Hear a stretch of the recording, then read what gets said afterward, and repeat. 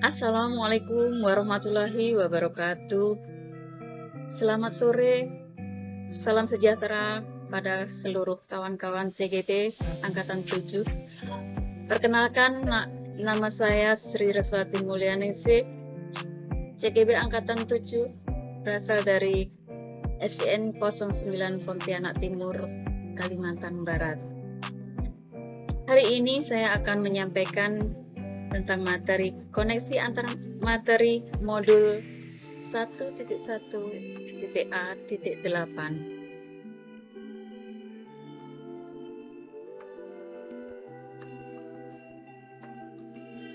Memahami tentang filosofi dan pemikiran-pemikiran Ki Hajar Dewantoro. Kita tahu bahwa tujuan pendidikan adalah pada dasarnya mencerdaskan dan mengembangkan potensi dalam diri peserta didik. Sejalan dengan itu, pemikiran-pemikiran Ki Hajar Dewantoro mengarahkan fungsi dan tugas guru dalam pendidikan.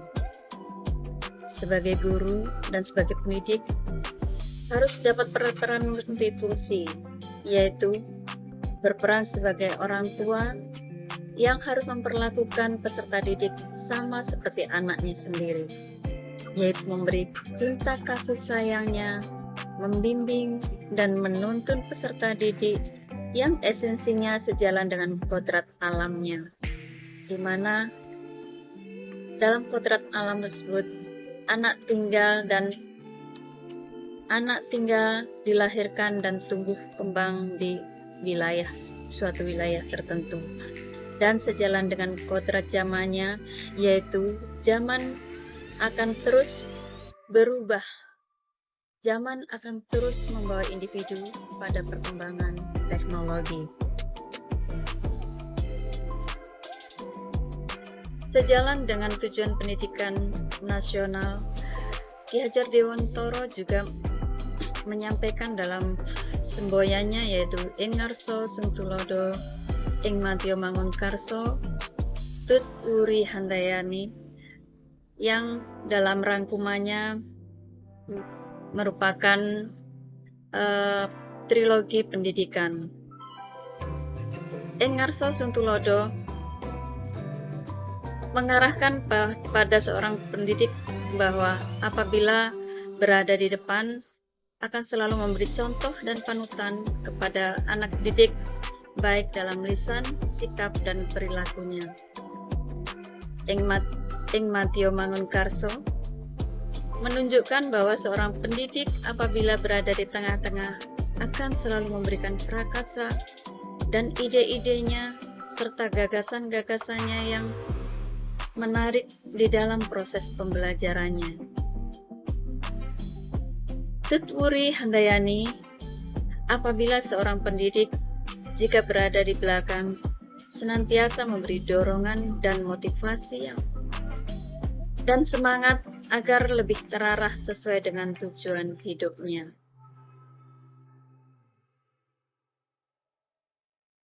Dalam kehidupan, anak akan mengalami suatu kehidupan dalam kodrat alam dan kodrat zamannya. Dalam kodrat alam merupakan lingkungan di mana kodrat alam anak didik tersebut dilahirkan, dibesarkan, dan dididik dalam berbagai kultur, budaya, dan ilmu pengetahuan yang membentuk keluhuran budi pekertinya sesuai dengan kondisi alamnya untuk menuju tujuan hidupnya dengan selamat. Kemudian dalam kodrat zaman ini adalah suatu perubahan waktu yang mengikuti alur kehidupan anak didik dari masa ke masa. Secara global, pendidikan menurut Ki Hajar Dewantoro hendaknya lebih menekankan pada kebutuhan teknologi yang semakin meningkat. Sementara pola pemikiran anak didik yang akan dipengaruhi oleh perubahan-perubahan isi, muatan ilmu pengetahuan yang semakin canggih, maka oleh sebab itu pendidik harus menyelaraskan kondisi zaman dengan kompetensi-kompetensi yang dimiliki. Mau tidak mau, Anak didik maupun guru harus mengikuti perubahan zamannya sesuai dengan waktu itu.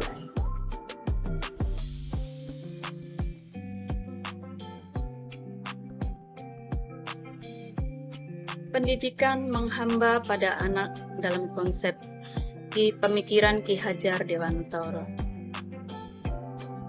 Dalam konsep tersebut, kita sebagai pendidik senantiasa memandang anak didiknya dengan rasa menghargai, menghormati, dan memberikan kasih sayang yang utuh dan ikhlas. Sebab anak didik sebagai individu memiliki kelebihan dan kekurangan masing-masing.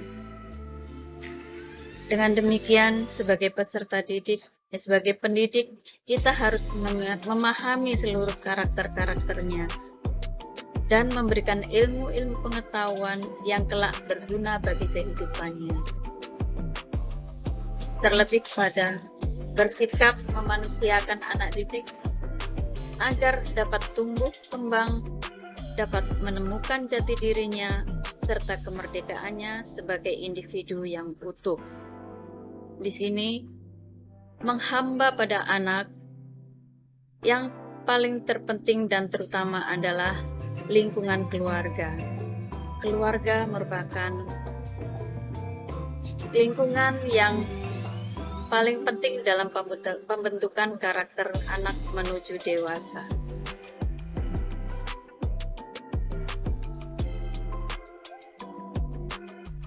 Dalam implementasinya, budaya-budaya dalam kegiatan pembelajaran di sekolah, bahwa budaya sebagai wujud dari sebuah karya yang konkret yang diperoleh dari imajinatif pikiran-pikiran manusia pada zaman dahulu. Di setiap daerah memiliki makna-makna tertentu yang tersirat yang mengandung pesan-pesan moral dalam membentuk budi pekerti bagi peserta didik. Budaya juga merupakan sumber-sumber belajar yang inspiratif yang perlu dipertahankan keberadaannya. Dalam konteks pembelajaran pada saat ini, sejalan dengan keragaman budaya global, budaya lokal sangat menginspirasi secara dinamis mengikuti zamannya. Sebagaimana kita lihat dalam budaya berpantun, yaitu memiliki unsur-unsur yang melibatkan cara berpikir serta perasaan yang imajinatif sehingga menjadi sebuah karya yang melegenda. Pantun sebenarnya dimiliki oleh setiap daerah. Seperti di Jawa, menyebutnya dengan paribasan atau parikan. Kemudian masyarakat India menyebutnya dengan seloka. Masyarakat Sunda menyebutnya dengan paparikan dan lain-lain. Budaya Melayu berpantun dalam setiap kegiatan-kegiatannya maupun dalam kegiatan pembelajaran memberikan penguatan terhadap norma-norma budi pekerti yang luhur, menyatukan rasa yang di dalam isinya mengandung makna seperti mengisyaratkan suatu nasihat, ungkapan rasa cinta kasih, maupun yang sifatnya secara religius. Sebagaimana ilustrasi di samping ini saya tampilkan, adalah salah satu budaya merayakan hari ulang tahun Kota Pontianak. Nah, dalam budaya ini yang diadakan dalam setiap setahun sekali, menyiratkan makna akan nilai-nilai kehidupan anak didik, yaitu ada rasa kegotong royongan, rasa integritas yang tinggi, rasa kesantunan, dan rasa semangat untuk mengenal budaya dengan mewujudkan suatu perilakunya dan menuntun perilakunya secara lisannya menjadi individu yang baik.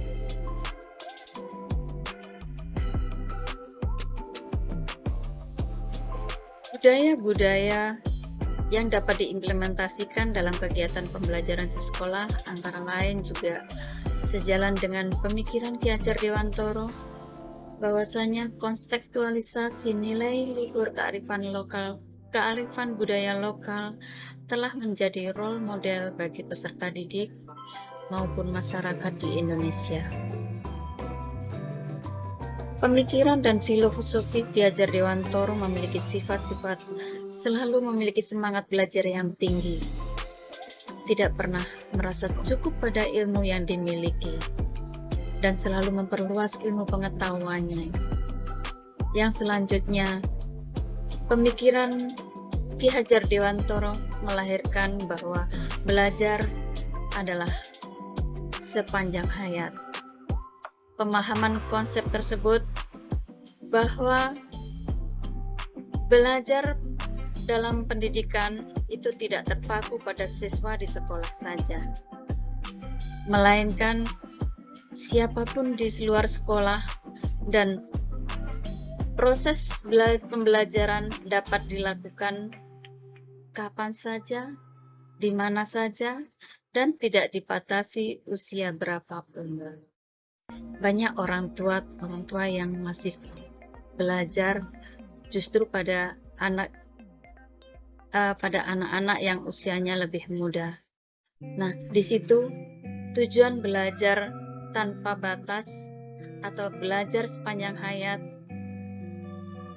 adalah untuk mengembangkan kemampuan-kemampuannya sesuai dengan waktu, sesuai dengan kompetensi yang dimiliki secara optimal. Pendidikan sepanjang hayat juga menyelaraskan bahwa pendidikan wajib belajar dengan pengembangan kepribadian manusia secara utuh.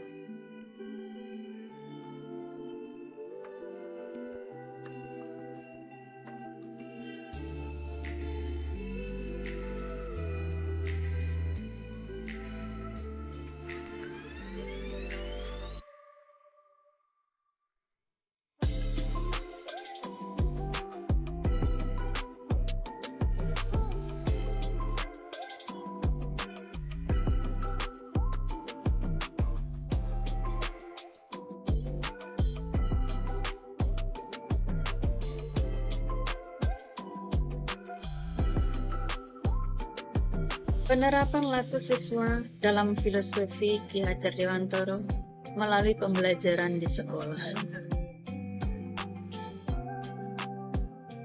Ki Hajar Dewantoro memberikan satu pola yang mengandung 3 unsur, yang di dalamnya mengandung pola asuh dalam sistem Among yang didirikannya. Ki Hajar Dewantoro dalam sistem Among tersebut menuntun adanya pola asuh yang berkaitan dengan pendidikan yang diawali dari tuntunan di dalam keluarga, yang selanjutnya di sekolah dan di masyarakat. Pola asuh yaitu pengasuhan secara lahiriah dan batiniah yang seimbang. Yang paling utama adalah pengasuhan di dalam keluarga, di mana orang tua harus mampu memenuhi kebutuhan dasar dan memenuhi asupan nutrisi anak untuk menumbuh kembangkan karakter-karakternya yang lebih baik. Dalam pola asah, aktivitas pembelajaran yang bisa didapat maknanya adalah bahwa guru mengasah kemampuan anak didik dengan memberikan kebebasan memilih cara-cara belajarnya masing-masing, memunculkan bakatnya yang masih samar-samar untuk selanjutnya lebih dikembangkan lagi menjadi bakat yang bisa dikembangkan dengan baik. Dan pendidik harus dapat memfasilitasi waktu, sarana, prasarana yang dibutuhkan. Kemudian dalam pola ASIH, bahwasanya seorang pendidik harus memberikan rasa kasih sayangnya yang tulus dan ikhlas, serta lebih menguatkan ikatan emosional atau ikatan batin agar anak didik merasa aman dan merasa terlindungi lahir batinnya.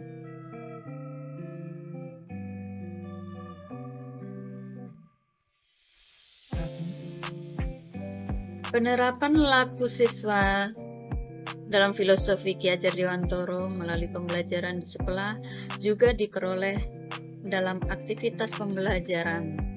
Siswa bebas memilih cara-cara belajarnya sesuai dengan kemampuannya masing-masing. Peran pendidik adalah memfasilitasi waktu, sarana, prasarana yang dibutuhkan. Dalam aktivitas pembelajaran, dengan menampilkan atau dengan memberikan kegiatan berbagai literasi. Literasi merupakan sumber ilmu yang sangat menyenangkan, yaitu merupakan sumber yang mampu dalam membangun imajinasi mereka untuk dapat menjelajahi dunia serta ilmu pengetahuan. Literasi dapat menjadi sarana bagi siswa dan dalam mengenal dan memahami ilmu yang didapatkannya di sekolah yang memiliki manfaat untuk dapat meningkatkan nilai mata pelajaran dan meningkatkan kreativitas siswa dalam berpikir. Melalui budaya membaca, siswa dapat menerapkan pengetahuan yang bermanfaat bagi kehidupannya. Literasi juga merupakan keterampilan yang penting bagi kehidupan anak didik, yaitu melatih diri untuk terbiasa dalam membaca dan juga membiasakan seseorang untuk dapat mendapatkan informasi dari hasil yang dibacanya. Selain itu, literasi juga menambah wawasan informasi yang baru, meningkatkan kualitas memori, mengembangkan kemampuan verbal, melatih kemampuan berpikir dan menganalisa, dan meningkatkan fokus serta konsentrasi bagi anak didik. Demikian juga, literasi dapat melatih dalam segala hal menulis, serta juga merangkai kata-kata yang bermakna, melatih keterampilan untuk berpikir dan menganalisa. Selain itu, penerapan perilaku siswa dapat dengan menggunakan strategi-strategi dan metode-metode yang bermacam-macam, sehingga para siswa dapat mendapatkan suasana belajar yang menyenangkan dan menggembirakan. Kemudian, perilaku ini juga dapat diterapkan melalui bimbingan-bimbingan ekstrakurikuler sebagaimana berjalan di setiap sekolah seperti silat, olahraga, atau paskibraka, drum band, dan lain sebagainya.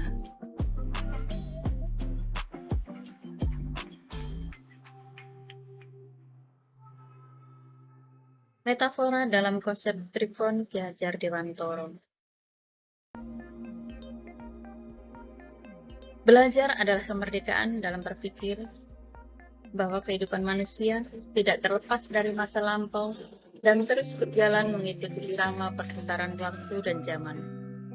Demikian juga pemikiran-pemikiran yang muncul dan pengalaman-pengalaman setiap individu memberikan pengaruh besar terhadap perubahan hidupnya.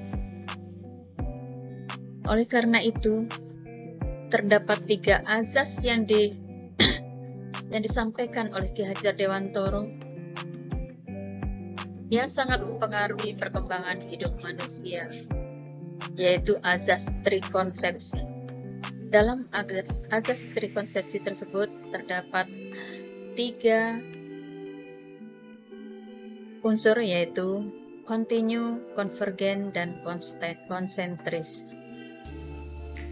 Kontinu bahwasanya dalam pendidikan dilaksanakan secara terus-menerus, secara berkelanjutan, dan secara latihan-latihan yang dilaksanakan dalam pembelajaran tanpa henti. Dan konvergen bahwasanya dalam pendidikan memberikan ruang gerak pada siswa agar selalu keluar dari pendidikan yang ia peroleh di sekolah. Artinya bahwasanya mereka harus mampu berkolaborasi, mampu mengimbas dengan ilmu pengetahuan yang ada di luar, sebagaimana dalam globalisasi yang terjadi sesuai dengan zaman mereka. Kemudian konsentris adalah seluas-luasnya pendidikan yang mereka raih di luar secara globalisasi, bahwa mengarahkan pada peserta didik untuk tidak lupa pada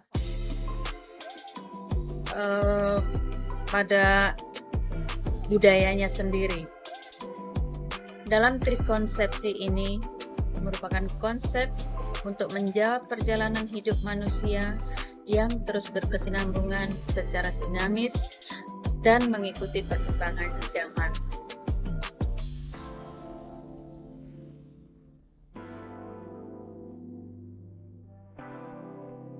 Tantangan-tantangan dalam pendidikan akan selalu terjadi di setiap pembelajaran. Namun bagaimana penerapan solusi sejalan dengan filosofi Ki Hajar Dewantoro dalam pembelajaran di sekolah? Saya sebagai pendidik dalam mencari solusi, yaitu dengan merubah pola pemikiran atau merubah mindset saya dan perilaku saya secara mendidik. Bahwasanya siswa harus diarahkan dengan memberikan akses dalam mencari sumber-sumber belajar di berbagai media, membuka jendela ilmu pengetahuan di berbagai media, dan mencari solusi-solusi dari permasalahan hidupnya melalui media juga. Hal tersebut agar wawasannya lebih terbuka dan lebih luas terhadap segala informasi yang berada di luar sekolahnya. Solusi yang berikutnya adalah saya sebagai pendidik harus mengembangkan berbagai ide-ide dan gagasan-gagasan yang menarik untuk kemajuan dan pengembangan strategi terhadap proses pembelajaran. Hal tersebut agar siswa lebih memahami konsep-konsep materi yang saya sampaikan secara berkelanjutan dan secara terstruktur. Yang ketiga adalah saya sebagai pendidik harus mampu mengembangkan metode dan strategi pembelajaran secara praktek maupun berbasis proyek, berbasis eksperimen, berdiskusi, dan melakukan permainan-permainan edukasi yang menyenangkan, baik secara terstruktur, berkelanjutan, dan berdampingan dengan latihan-latihan yang mengandung unsur pembiasaan-pembiasaan yang positif yang membawa sikap dan perilaku peserta didik menuju budi pekerti yang baik.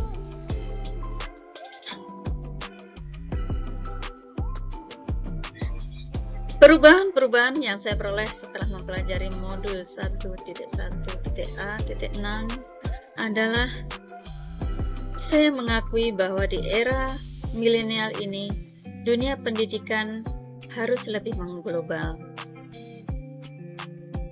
Adapun yang saya lakukan dan menjadi perubahan yang signifikan bagi saya adalah saya harus merubah dan membuat strategi-strategi pembelajaran yang lebih menarik dan lebih menyenangkan, agar supaya pembelajaran dapat dirasakan lebih nyaman, lebih menggairahkan, dan menimbulkan rasa betah bagi peserta didik.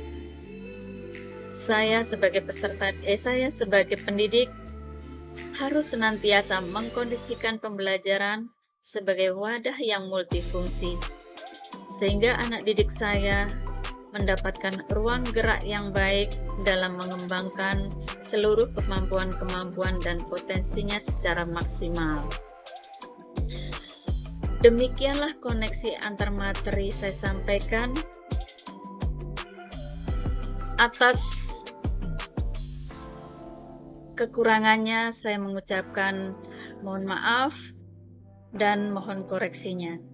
Sekian, terima kasih. Wassalamualaikum warahmatullahi wabarakatuh.